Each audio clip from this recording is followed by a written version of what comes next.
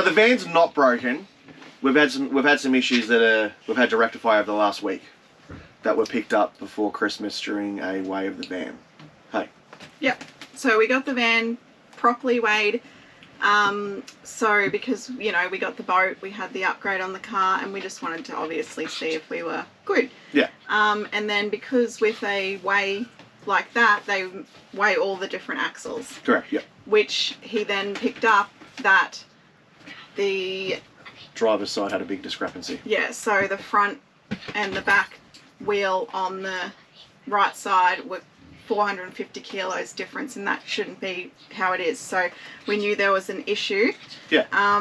So yeah, unfortunately that happened on Christmas week, so we couldn't get anything done then because everyone was shut, and all caravan places closed until the end of January, which we realised now. Is bizarre. I couldn't believe that. Anyway, we knew we were heading towards Victoria anyway, and Vacationer is made in Victoria. In Campbellfield, yeah. So we thought we're just going to go straight to them, not muck around with the dealer we bought it from, and that's what we did. Yep, and they helped us out immensely. They actually put us in touch with Alco, who is the the suspension manufacturer. Yeah. And Craig and Alistair pretty much jumped straight on it. Yeah, and they were great. It was, honestly, we thought this would be the biggest stress because everything is with caravanning and nothing is done quickly. But these guys just really helped us, and it was so good to have proper service. Oh, yeah, that's right. It was just, honestly, like, so good. Thank you. Yep. And also a shout out to Cam from the Travelling Way.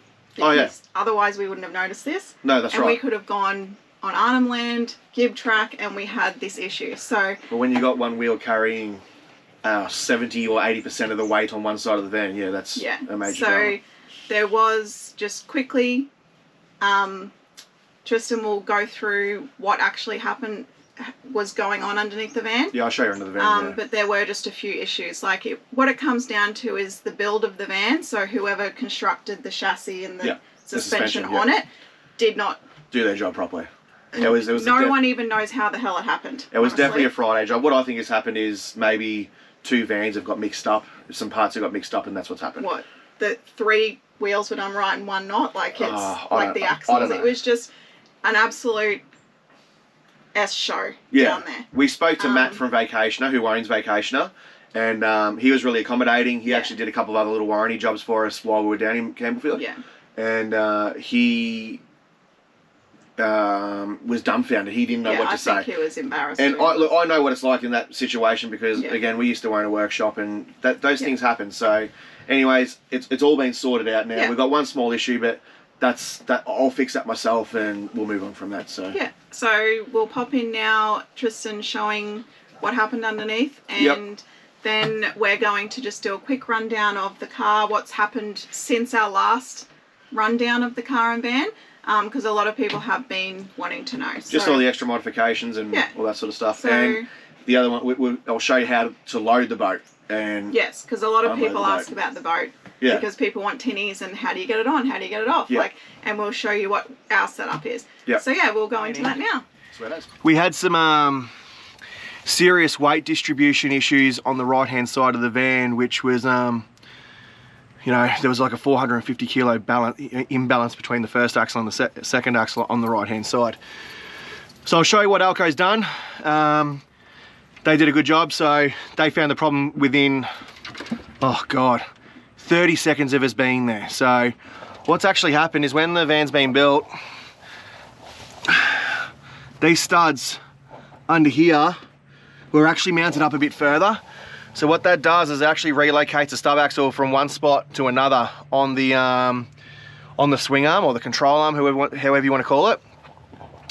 So you can actually lift the van 50 mil by just relocating the stub axle on the A-arm. And what's happened is 3 of our axles have been mounted in one position, and then 1 axle has been mounted in another position, which was giving us our weight issue. So that's all rectified now. The van tows beautifully. Again, big shout out to Alco, because we called them just before Christmas, sent a few emails. They said, come down to Melbourne as soon as you get here. they actually let us in a week early and had someone there to help us out. And the guy was absolutely brilliant. So if you got Elco suspension under your van, like, rest assured that these guys are, like, they know what they're talking about, and they produce quality gear and have great after sales. So again, thanks Elco. So just while we're under here, so this is the Elco Enduro X 3.7 ton suspension, twin shock, obviously heavy duty springs. I think they're rated about 1850 each. So it's all independent under here. I've actually been under, pool noodled everything as well. I noticed before I've got a couple of other things I need to do. But yeah, so what was happening is this, back to the spring issue, when we had it fully level, we don't at the moment because we're on a killer hill, is this spring was severely compressed compared to all the others. And that's because this axle was actually mounted up further this way on the stub axle. So what you can imagine is this wheel is not carrying as much weight compared to this wheel. So that's what was happening. So this wheel was always heavy and this wheel was always light.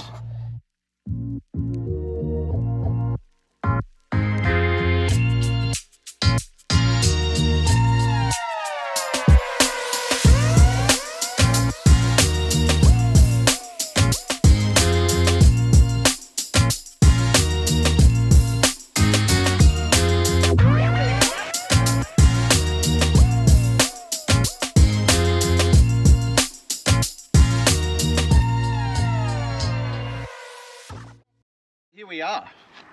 I didn't think it'd come this quick, but we've had so many people asking about the car, the boat, the van, all that sort of stuff. So I'm just going to run you through some stuff that we've done to the car since owning it. If you want to check out our initial reveal of the car and the van and all that sort of stuff, we'll put a link in the description so you can watch that, because I won't touch on the stuff we've already touched on. So we'll start at the front. So what we've done so far since we've had the car, or since the last episode of the car, is we've fitted a Rhino bull bar, a Runva 13 XP premium winch, and we also fitted a ultra hook under there as well. Look, we haven't used it to recover ourselves, but we've used it a couple of times to pull the boat off the beach. So far it's paid dividends in that aspect. We have fitted a Fats built 5-inch stainless steel snorkel. Looks good, sounds great. You pretty happy with the duh? We weren't going to put towing mirrors on it, but our driver's mirror broke and our passenger mirror broke for no reason, and we don't know why, but to prevent that from happening again, we put some Clearview next gen mirrors on it. With the twin mirror. They're not the compacts, they're the big ones. We also had to update our front wheels and upper control arms and everything to go with our GVM upgrade that we've had, which I'll go into later. So these have got the Method 317 GVM compatible wheels on it. It's exactly the same as what we had, they're just a little bit different on the inside. So ARB base rack, did we have that last time? I think we did. Rhino rack boat loader. We'll go into more than that when I touch base with the boat. Come around the back door. Oh, we actually did relocate our UHF. So we did have a Vogue Industries mirror mount on the driver's side, but we had to relocate it to the bonnet because we couldn't get it to work with the mirrors, and the boat actually hit the aerial as well when you're unloading it. So not much has changed in the back. We do have stone stompers now. We got the 4B spit out rear drawer system, which has been great. We have not had any issues with this.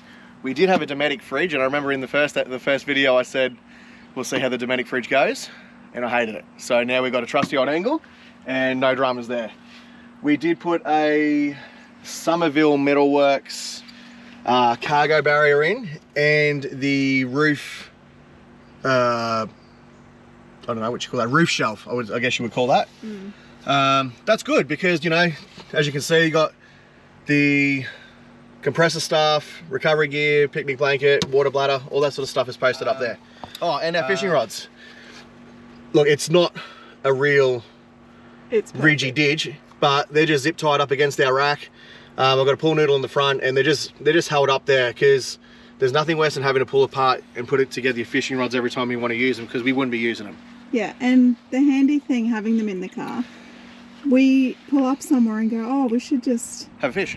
Yeah, have a flick, and then they're there instead exactly of right. being in the caravan. So 100%. I did fit a 20-litre water jerry can in front of the fridge. Just simple Simon, just so we can wash our feet and stuff when we're on the beach and before we get back in the car. The big topic will be GVM upgrades. So when we brought the car, we did a small GVM upgrade, which was a 3.8 tonne, just simple Simon sort of thing. But to get the boat on the car and be compliant with all our weights, we approached DMW, and it's now got a 4,449 kilo GVM, and hopefully one day we'll get a, it'll come with a GCM upgrade as well. But we have had it weighed, and we're all within our weights by a bees. The reason we got the boat off today is because we got the car getting serviced tomorrow, so we figured it'd be a good opportunity to run everybody through how it all works. About the car, like, the car's been great. Look, it's going in for its 40,000 k service, so the car's about 18 months old. It's been a daily driver for the wife, then obviously now it's towing the van perfectly. It's great, hey Dale. Like, it does everything perfect. Yeah. Fuel usage, if anyone's curious, it uses about 27 litres per 100 k's. That's what we've averaged so far from Brisbane to Melbourne, so I think that's pretty good. It's about 450 k's a tank. So powerhouse for the tinny is a 15 horse Yamaha short leg 2-stroke. This all come as a package deal, so it was proven, it worked. It was actually mounted on another Y62 as well. So this is where it stores. I've got an Almac outboard loader. I've mounted that to the toolbox for all the gas that's in the toolbox. It hasn't gone anywhere. It's been on there for about 5,000 k's, so we'll see how it goes. But it's good there. I can rinse the outboard and everything here. I've got a tap right there, so we can clean it and everything when we're finished using it. So it's very simple. Just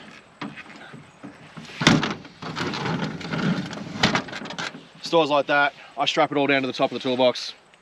Bob's your uncle. It doesn't really have more else to go with that. So we'll jump into the caravan now while we're here. So obviously when we had the van weighed, we had a few little issues. It was a little bit overweight. So a couple of things we did to reduce weight is we got rid of a couple of gas bottles. We went to, I think this is a, what size, how big is this? Kilo. It's a 10 kilo composite gas bottle. So we've gone from one gas bottle to this one, but it's still got heaps of gas in it, and we've been traveling now for 5 weeks, and we were using it for a couple of weeks before that. So we put a blackjack on it. That was a good addition. I hate winding jockey wheels and that sort of stuff, but this is great. Now this isn't powered. I just got an Anderson plug that plugs into the back of the car. That way no one can tamper with it when we're not with the van. So over there, we did remove the factory legs off the van. Got rid of them because pain in the ass again. And we did put Boss legs. So anybody that's wondering, they're 600 mil long. We have already had a puncture that we've had to repair. So these work brilliantly. We can jack the vehicle up from one side of the van, pull the tyre off, no jacks needed, this does it all. So again, another perfect solution to having to carry a 12 kilo jack around in your van when you don't actually need to carry it. I drilled a hole through the floor for the Starlink and just banged a boat bung in it. So cool little hack for anybody who wants to do it and doesn't want to run any leads. Oh, we also fitted a stone stomper. Again, well, that's a stone stomper from the back of the car. So we haven't really had a chance to utilize it yet, but it seems to be doing what it's meant to be doing. It's technically being utilized every day. I guess so, yeah. We are off-road. We have been on dirt roads nearly every day since we left. We also got rid of the batteries that were in the van, and I've upgraded to 400 amp hours of lithium. We had 320, I think it was. Maybe a little bit more, maybe a little bit less. There's nothing wrong with the batteries, but the batteries I got in it, yeah, I got them for a good deal, and yeah, they got 6 years warranty, so that was a no-brainer for me.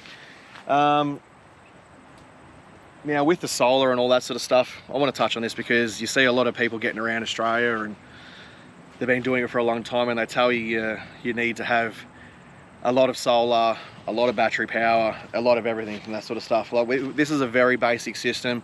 It's just a projector PM400 system in it, so it's only got a 30 amp solar charger, and we've had no issues with solar. Hey, like, you've obviously got to be smart where you park your van. You want to keep it in the sun and that sort of stuff, but we can like we were down to about 60% this morning, and we got back this afternoon and the van's fully charged. So, and we'll run the inverter for the rest of the night and all that sort of stuff.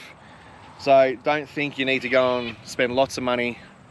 You just got to think about how you're going to utilize your van, and that'll help you make your decisions. That's so right. We actually did do another thing, we fitted TPMS sensors to the car and the van. That's what brand was it? I think it's iCheck TPMS. Yeah, that's the one, hey. Yep. So they're good. The only issue we've picked up since owning it is our van is too long. But I was reading the instructions on it. We've bought a signal booster. Yeah, so a signal booster. I'll mount that at the front of the van, and apparently that'll sort out our issues. There's apparently a bit of interference that can happen in some vehicles. So just the length's too long. Yeah, so I think that'll fix it. It's good when you're not driving, but as soon as you start getting moving, that's when we have issues. So I can't really think about much more. So what we'll do is I'll get the boat prepped, and we'll load it up, and I'll talk you through how all that works. But the boat is an alley craft. We bought this second hand from another Instagram family. So yeah, 3.45 meter alley craft. It's had all the floral built in, so it's actually going to be really good for fishing. Stand up platform to stand on. A couple of fishing rod holders.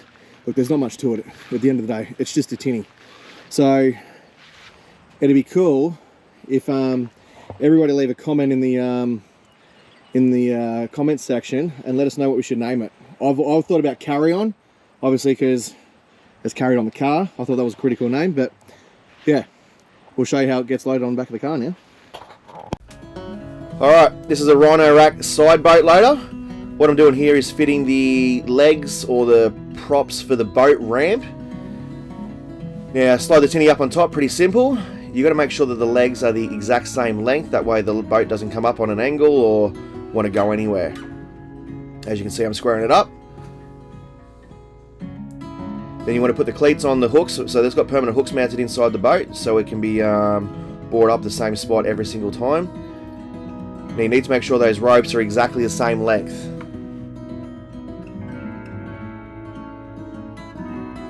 So it looks pretty easy from there.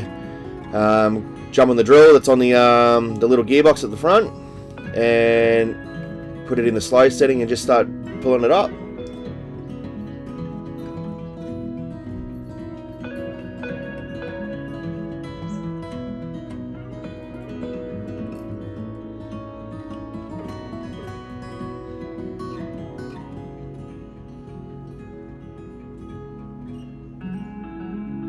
So this part of the pulling the boat up usually takes anywhere between 3 and 4 minutes. You go backwards and forwards to make sure it's coming up square and it's not going to slide off or move or go into the wrong position.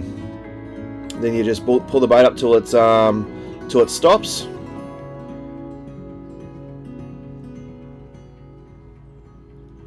Now the legs are telescopic, so once you finish with those, you just close them back up.